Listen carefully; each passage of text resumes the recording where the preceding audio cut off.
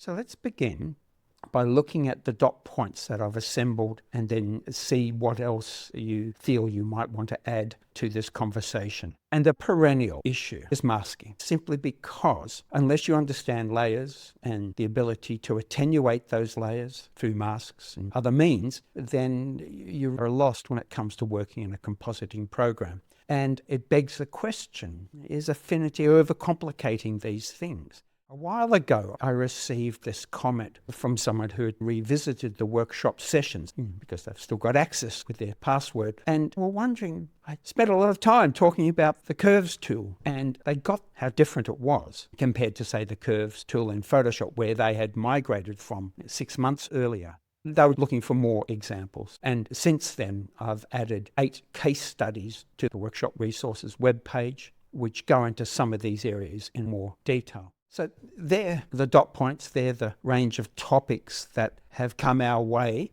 both specific but also generic, and a couple of images to work on. There's some other questions that came up, but masks is a big one. And for a lot of people, especially transitioning from Photoshop, or even Capture One or Lightroom, where there are mask layers, and simply adding an adjustment layer. There's already a layer mask attached to it, but we don't see it in our layer palette until we start painting or adjusting or putting a fill tool gradient over it and other things that I'll do shortly on some of our images. And let's just put a set of curves up, because curves have been mentioned, let alone how much time I devote to node-based editing in Affinity.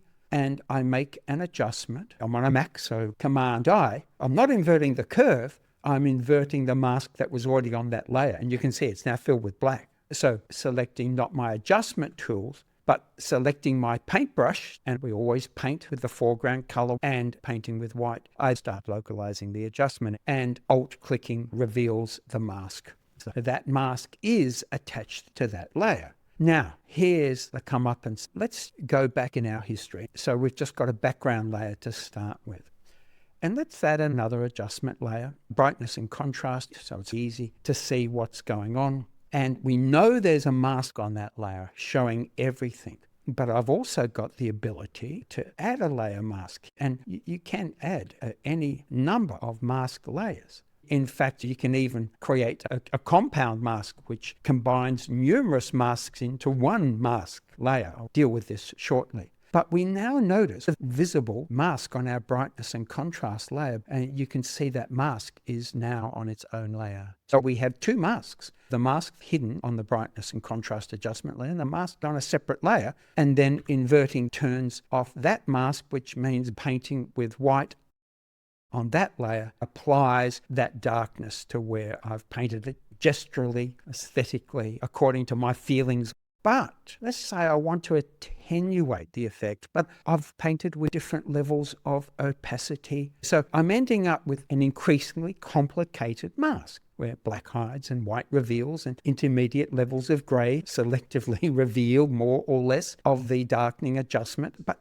now I need to attenuate everything just a little more or a little less. In Photoshop, for example, I'd use a destructive levels or curves tool, but we don't have that in Affinity. But I do have curves on a layer. But I don't want this to be an adjustment of the overall image's lightness or darkness. I just want to adjust the mask. So I drag this onto the mask. Look, there's another fly-out arrow. You can see the curve icon attached to that mask. And now there's my curves tool. It's still selected. Here's my curve. So this curve is not adjusting the background layer. No, it's clipped to the mask.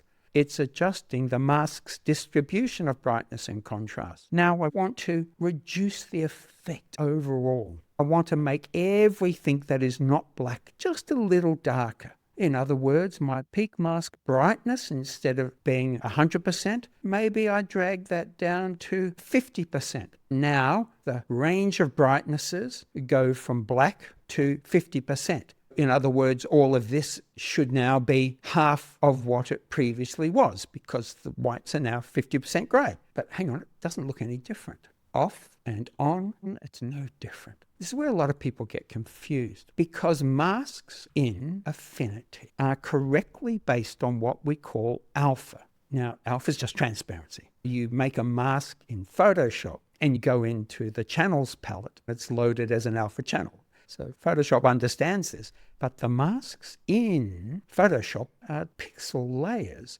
in the sense that you can bring up a destructive curve and edit them, but destructively. Here, it's something else. It's this thing we call alpha. So let's bring up our curve, and we can edit the transparency of the alpha of that mask layer. So I do this, and you can see I'm now attenuating the range of brightnesses in that mask. If we add another curves adjustment layer, and look at this, gray curves, CMYK curves, lab curves. Now in Photoshop, I have to convert to lab to get access to lab curves. I have to convert to CMYK to get access to CMYK tools, apart from selective color. When working on RGB files, and convert to grayscale to get access to grayscale curves. But in my channels palette, I've got composite red. I go back into layers. Now watch what happens when I select background. I now have my background channels, and I have composite channels. This is a compositing program. So composite channels combine all of these adjustment layers and filter layers and anything else I've done to my background image. It's still an RGB image. I go back to my curve adjustment and bring up the properties.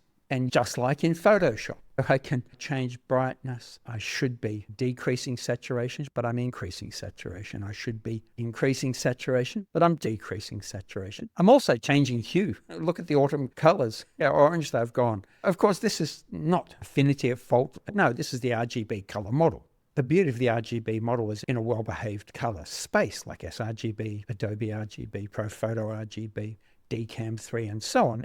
Equal red, green, and blue light correlates to neutrality from black to white. This is why we initially convert raw data into RGB, but the problem is you can't change one of those parameters, hue or saturation or brightness, as I'm demonstrating, without changing the others.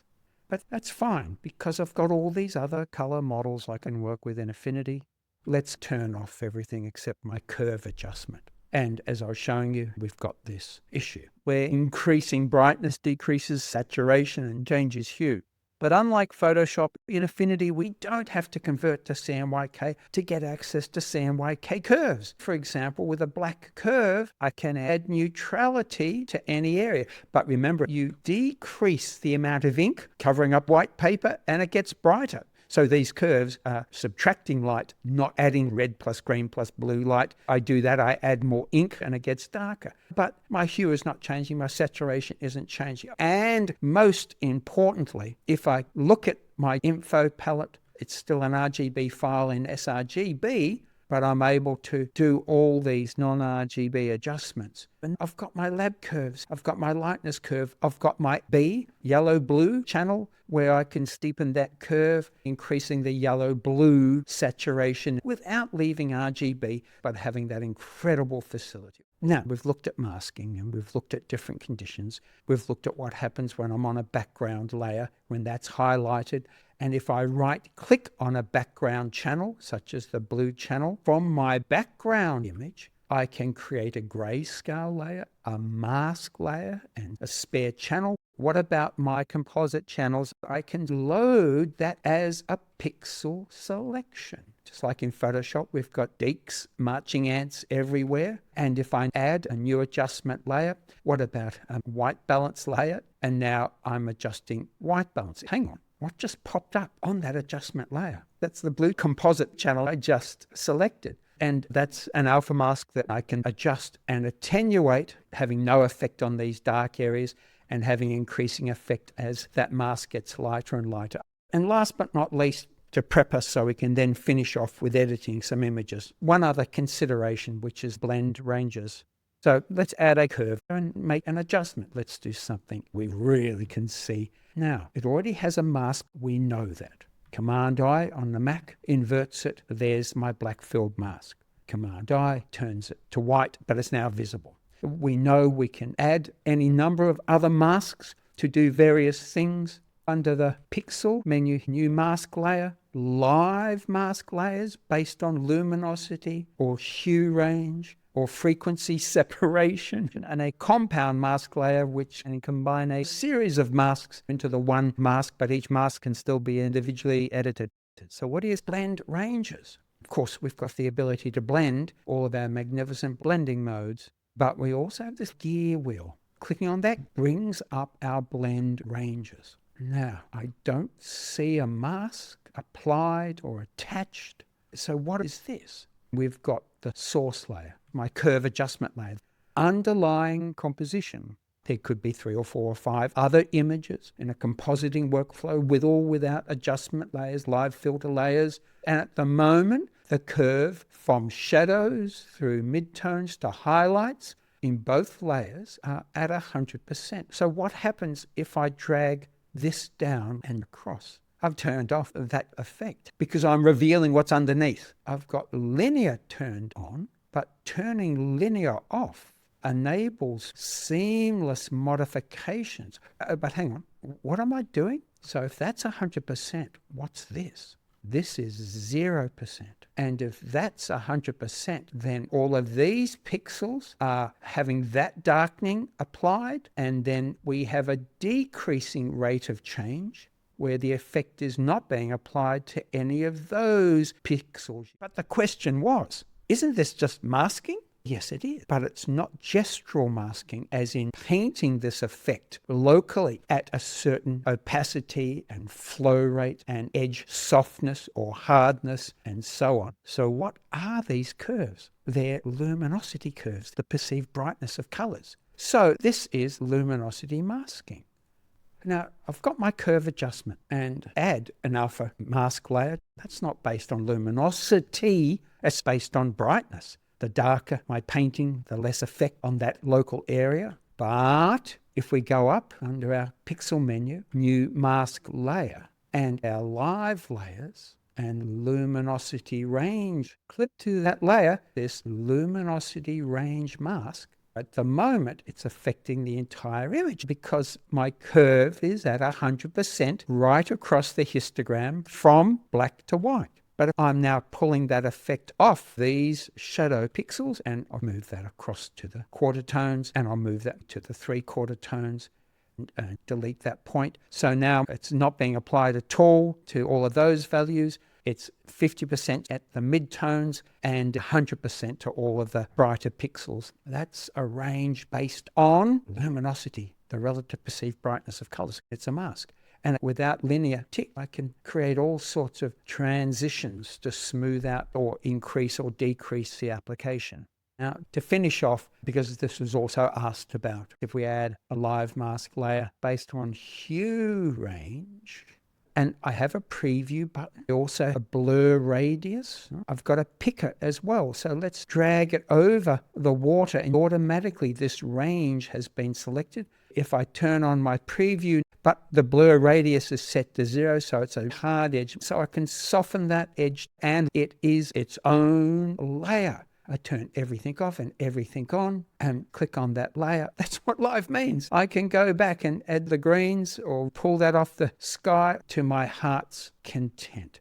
So these are incredible facilities, totally non-destructive and in keeping with the prodigious facilitation that Affinity tries to bring to a compositing application, way above and beyond dear old Photoshop. Now, to finish off a couple of images, applying some of these moves to them, giving us a chance to also talk about the methodology as to why I'm doing this, what I'm trying to achieve, not just how I'm doing it in a program like Affinity.